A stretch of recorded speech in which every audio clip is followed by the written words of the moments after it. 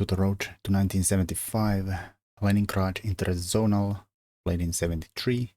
Still round 1. Rukavina versus Larsen. Josip Rukavina being from Yugoslavia and Ben Larsen from Denmark. So we get c4. So English. And black goes with the flexible g6. Fianchetto on the bishop, and white starts to expand in the center. And goes with the g3. The fianchetto variation. Black setup could be still almost anything. And here he chooses c5. Instant pressure here. Could turn into anything. White could take, white could defend. In the game he chooses to move it past that. So we are kind of a Benonish looking position at the moment. With a fianchetto already played here. Black fixes the pawn. d5. So this bishop is at least blocked by your own pawn. But of course this is a little wedge here, giving white a lot more space compared to black.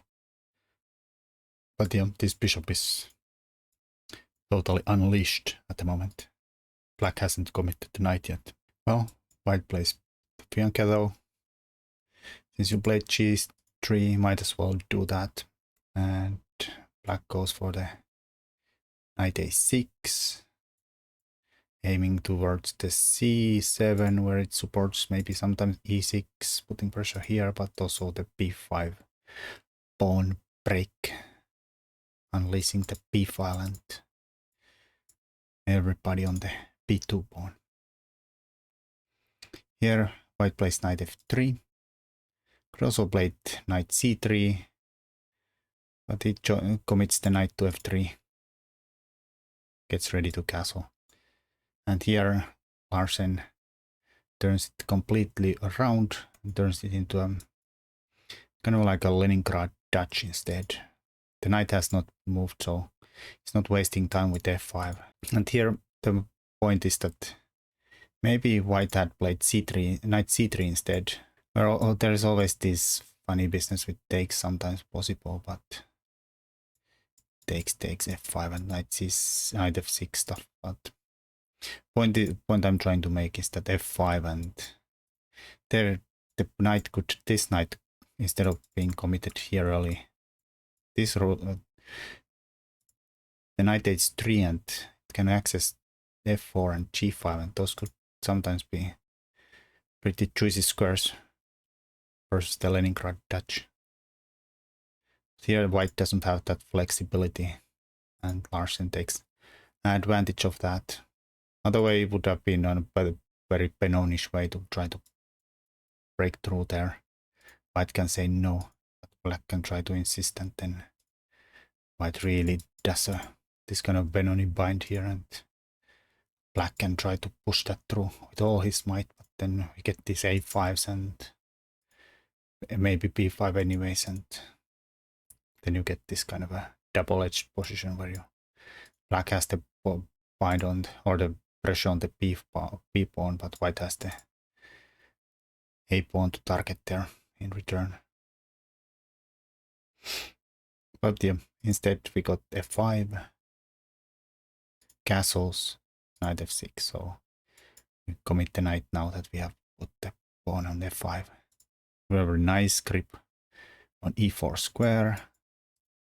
Of course the pawn does hinder that bishop, but to be honest, that bishop is always a kind of a problem anyhow. It does support some days some e6 push, for instance. Trying to start to break the pawn chain of whites. White develops, blacks gets castled. And then knight e1. Where are you going? Just open the bishop up here, so maybe we could play e4. Maybe the knight's going towards here, or trying to access these squares. Possibilities. Well, black plays for his pawn break on b file. And here we get queen d3. This might not have been the best move. It's a little on the way there. In earlier candidate tournament or candidate semifinal, Korchnoi had played knight c2 instead against Michal Tal. And that game went like knight c7, a4, b6, rook b1, knight g4, h3, knight e5, knight a3, a6, bishop d2, bishop d7, f4, knight f7, king h2, e5, takes, takes, knight d5, knight takes, c takes, bishop drops back, and b4, etc., etc. And that game eventually ended in a draw. This is the Rukavina's novelty, queen d3. But yeah, you can already start to see that it's a bit exposed there. Not that the knight is not really doing that much on b4 at the moment, but maybe someday. Well, black plays bishop d7. Maybe we'll try to get that home with all our might through. And white plays b3. Already getting a little loose on this diagonal and that pin there. But it should be still fine. But black goes for that instantly. Highlighting the rook hanging on the corner if you take. Well, white takes. Probably not the best idea in the world. But you lose that bishop there. Making this a little better. Eventually it's gonna have some access to the light squares there. Black takes, f takes. Now you cannot retake there without dropping the rook or the knight. Either way. So queen has to drop back. This was probably the, again, misaligned move. I don't know if it goes onto the square for the knight. Maybe didn't want to block the bishop, but it's again in a square that can be attacked. Well, black immediately jumped to the occasion and stick the bishop into h3, left by the holes here. And white doesn't want to lose the next change, so it blocks with the knight. And then the knight comes here. Still a little questionable what's the purpose. Like, has no access anywhere around here. But anyways, white has to react to that. And then black plays e3, bang. Well, you take with the knight, you lose the rook. You take with the queen, get forked. And if you take with the pawn, like in the game, you see that instantly that your rooks are not connected. So your king starts to get a little distracted. Now you're pinned here, your king is exposed. Larsen instantly plays e6, threatening some nasty business around here, winning a piece. Well, white defends the knight, so gets out of that. And then they take, and now the knight has some scope already. Maybe someday we could steal that pawn. Queen g5. Queen e7 might have been a better move instead. Looking at this square here and say like king g1, and then you get this kind of a start to pressure on this guy.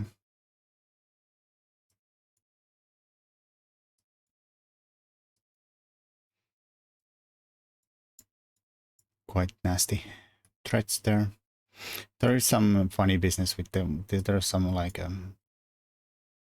counter threats there. Black can just block with the rook. And now they're threatening to take there, and then this is probably gonna collapse too. Also that's threatened too. Instead he went this way. Still looking at the e3. White plays rook d1. Really banking on this guy, overprotecting that. So nothing fancy happens here. Not sure it was actually threatened that anyway, since you can always take with the queen and threaten mates. But okay, bishop here. And white tries to trade queens. And black says no. White still is up a pawn. Of course, it's a little backwards double e pawn, so it's not really a winning pawn per se, even if he gets out of this mess here. Anyways, he tries, gets out of the f file, and rook comes there. Maybe some ideas with this. There's always e3 to finish that off though. Knight goes to e3, hits the queen. Knight goes here, pins the queen, kind of some possibilities here. Not probably not yet, but White would play some careless move, perhaps. But yeah, this is also perhaps coming here to pin the knight too. But White just goes back, offers those trades again. And Black went queen h5. Apparently that's a mistake and they were supposed to keep on going. Keeping pressure on e4. And the g3. Oh, sorry, I jumped over the one moment. Here instead of rook f8, Black also had a engine points out some nasty moments here. That this would have actually worked around here. Only way to defend that is to play e3 and then rook f8, rook f1, chop, chop, queen h2. Pinning there and threatening to win the knight back, and a few passer pawns there. Could somehow survive this mess. Black's just completely winning. They're gonna win the knight back by force. Like something like this would happen. And take advantage of the pin. Knight d3 would be winning. Alrighty. Oh, Black missed that chance there. And here White had a chance to go with the knight b5, and somehow that gets out of all the messes around here. Offering trade here, and if you this moment you can't take, because then suddenly it's turning around completely.